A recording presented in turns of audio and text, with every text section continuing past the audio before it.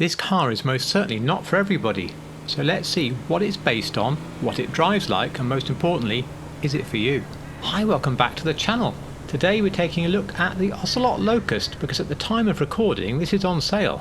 It's based on Lotus's extreme track car, the 311. And as you look at the photos you'll see that the front was pretty close, but the sides really quite different to the 311.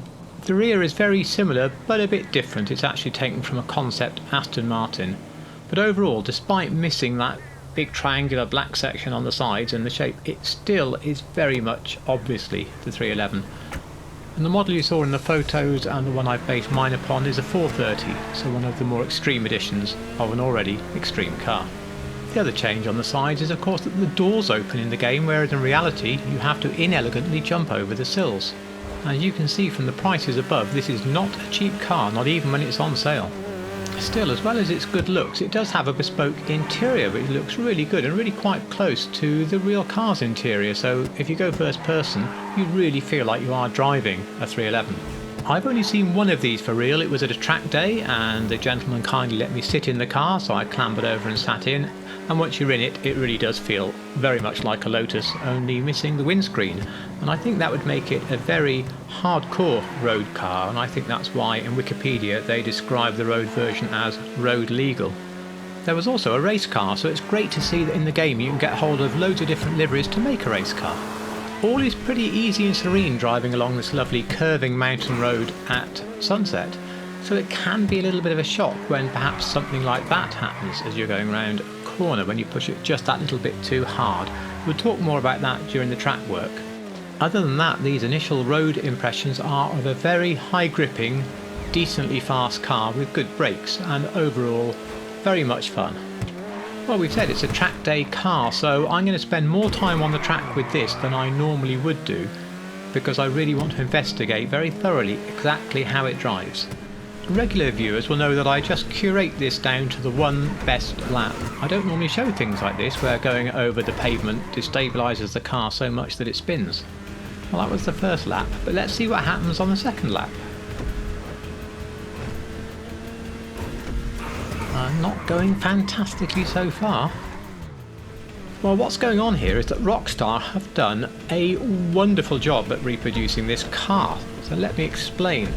The Lotus has quite a hard ride and it would certainly be destabilised by throwing it into the sidewalk / pavement.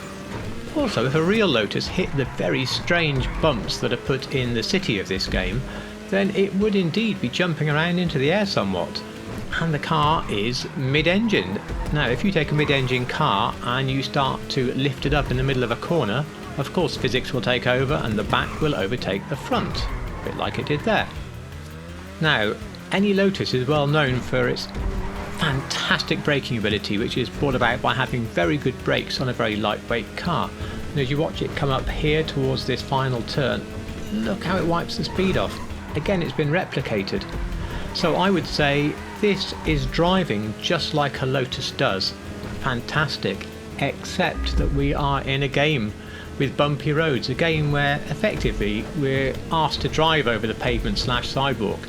And if you do that in this car, it's pretty much game over. So you have to do very clean lines and you have to avoid most clipping of the curb. Back to back with this, I did some laps in the Italy GTO, which is also known for being a bit bouncy over the curbs. Well, I was 6 seconds quicker than this car and I didn't really have any crashes. It was much easier.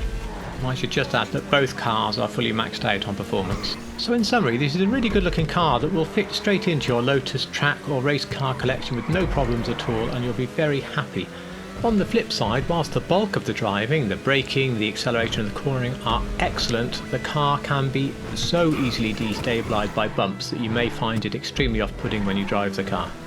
So in summary, this is a very guarded, qualified recommendation from me. If you found this little review useful, I would really appreciate a thumbs up. It would mean a lot to me, as would a comment down below. If you like real cars in GTA, then please do consider a sub to the channel. Hit that button at the same time as the like, and I don't think you'll regret it. Lastly, but most importantly, thank you so much for watching.